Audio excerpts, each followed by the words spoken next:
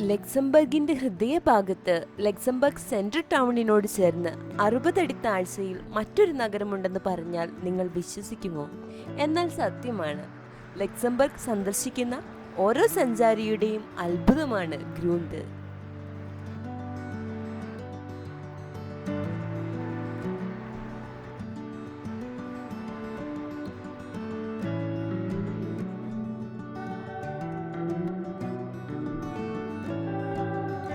ഗ്രൂണ്ടിലേക്ക് പോകുവാൻ പല വഴികളുണ്ടെങ്കിലും ഇന്ന് നമ്മൾ പോകുന്നത് പഫന്തൽ ട്രാം സ്റ്റേഷനിൽ നിന്നാണ്. പഫന്തൽ ട്രാം സ്റ്റേഷനോട് ചേർന്ന് കാണുന്ന ലൈറ്റ് റെയിൽ സ്റ്റേഷനിൽ നിന്ന് ലൈറ്റ് റെയിലിലാണ് ഇന്ന് നമ്മുടെ യാത്ര.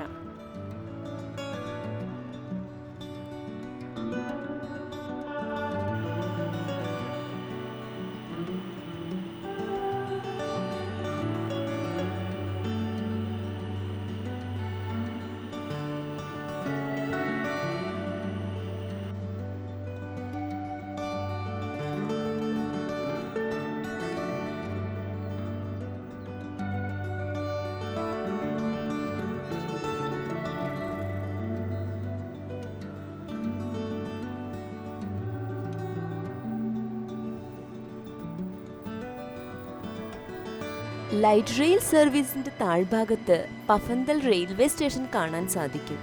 ഞങ്ങൾ റെയിൽവേ സ്റ്റേഷനിൽ എത്തിയപ്പോഴേക്കും ഒരു ബെൽജിയം ട്രെയിൻ ഞങ്ങളെ കടന്നു പോകുന്നുണ്ടായിരുന്നു. റെയിൽവേ സ്റ്റേഷനിൽ നിന്നും ഒരു എലവേറ്റർ എടുത്ത് വേണം ഗ്രൂണ്ടിലേക്ക് എത്തിച്ചേരാൻ.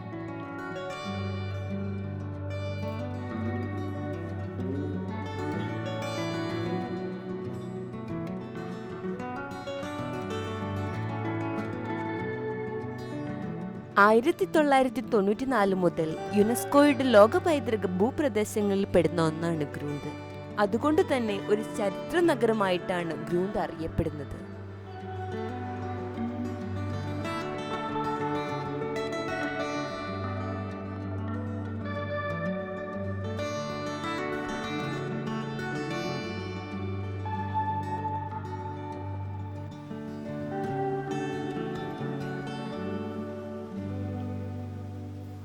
ഗ്രൂണ്ടിന് കുറുകെ ഒഴുകുന്ന ഈ നദിയുടെ പേരാണ് അൽസേറ്റ്. കൃത്യമായി പറഞ്ഞാൽ ഫ്രാൻസിൽ ഉത്ഭവിച്ച് ലക്സംബർഗിലൂടെ ഒഴുകി റൈൻ നദിയിൽ കൂടിച്ചേരുന്ന അൽസേറ്റ് നദിയുടെ തീരത്താണ് ഗ്രൂണ്ട് സ്ഥിതി ചെയ്യുന്നത്.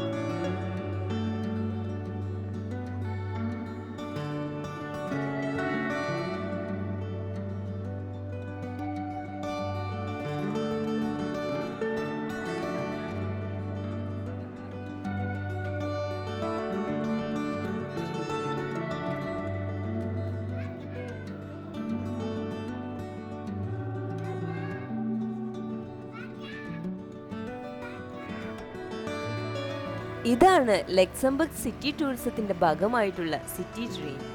ഇതിൽ സഞ്ചാരികൾക്ക് ഗ്രൂണ്ട് നഗരം ചുറ്റിക്കാണാൻ അവസരമുണ്ട്.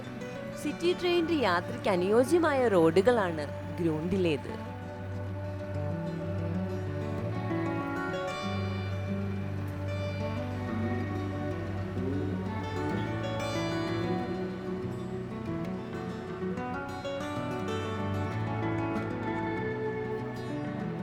ഗ്രൂണ്ടിലെ റൊമേനിയൻ ഓർത്തഡോക്സ് ചർച്ചാണിത്. ചെറുതെങ്കിലും ഒരുപാട് ചരിത്രം പറയാനുണ്ട് ഇതിന്.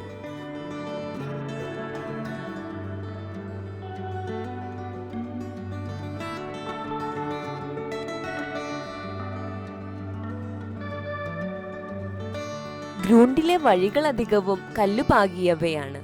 അവയൊക്കെയും ഗ്രൂണ്ടിന്റെ ഭംഗി കാത്തു സൂക്ഷിക്കുന്നു.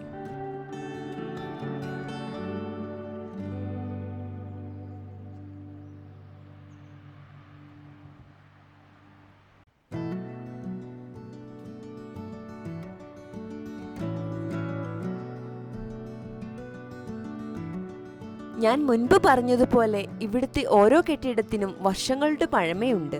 കൃത്യമായി പറഞ്ഞാൽ 15 മുതൽ 17 വരെയുള്ള കാലഘട്ടത്തിൽ പണി കഴിപ്പിച്ചവയാണ് ഭൂരിഭാഗവും.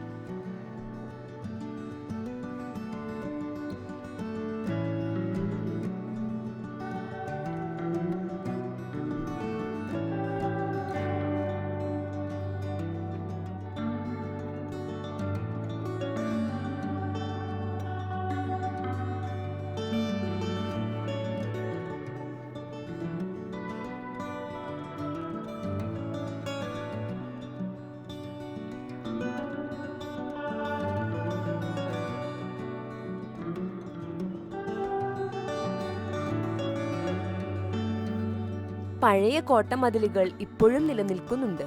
ചരിത്രപ്രകാരം 10 മുതൽ 14 വരെയുള്ള കാലഘട്ടത്തിൽ പണി കഴിപ്പിച്ചവയാണിവ. ഒരു കാലത്ത് യൂറോപ്പിന്റെ ജിയോ പൊളിറ്റിക്കൽ ഘടനപ്രകാരം യൂറോപ്പിലെ തന്നെ ഏറ്റവും ശക്തമായിരുന്ന കോട്ടമതിലുകൾ, ഒരുപാട് യുദ്ധങ്ങൾക്ക് സാക്ഷിയായവ.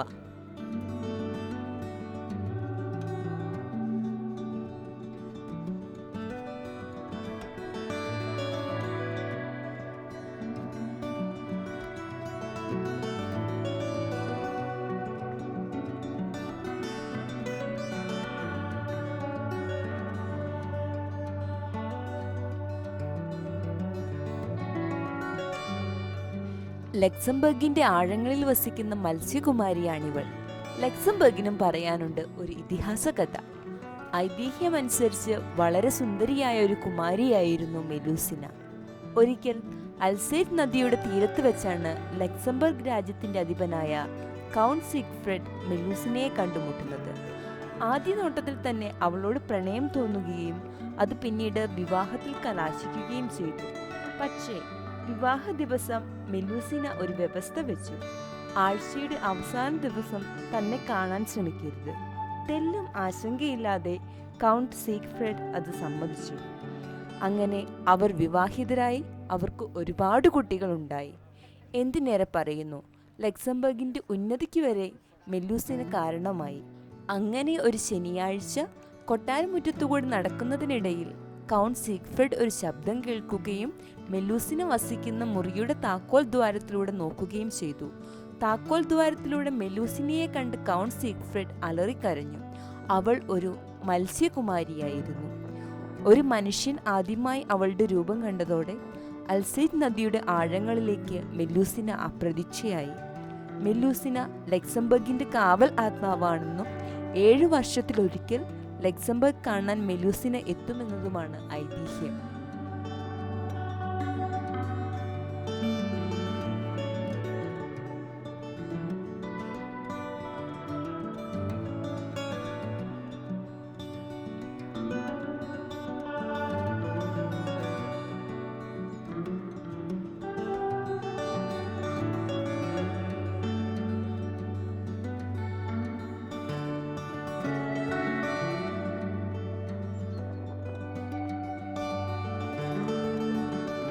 ലക്സംബർഗ് ചരിത്രത്തിന്റെ ഭാഗമാണ് നെയ്മെൻസ്റ്റർ.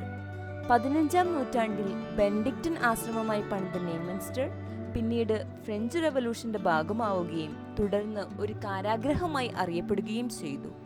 എന്തായാലും കാലത്തിനെ അതിജീവിച്ച് ലക്സംബർഗ് സാംസ്കാരിക കൂട്ടായ്മയുടെ ഭാഗമായിരിക്കുകയാണ് നെയ്മെൻസ്റ്റർ.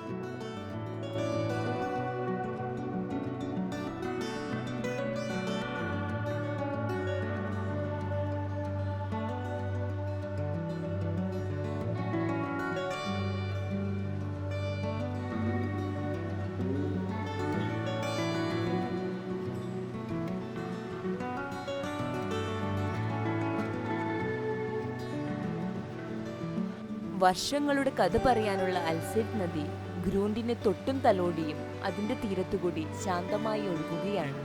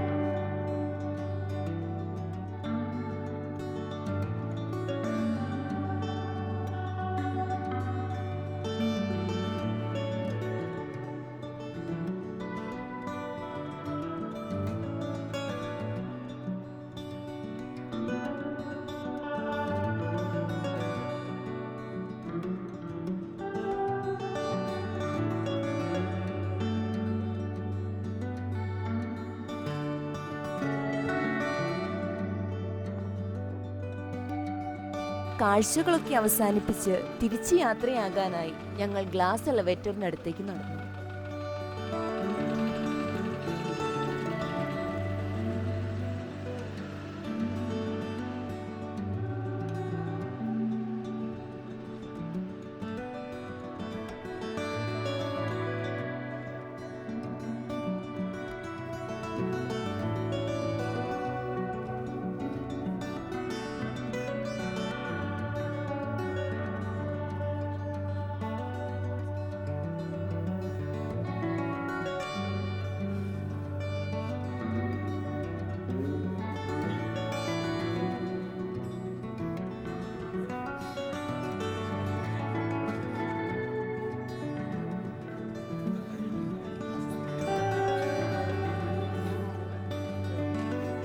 മുകളിലേക്ക് ഉയരും തോറും ഗ്രൂന്തുമായുള്ള ദൂരം കൂടി വന്നു.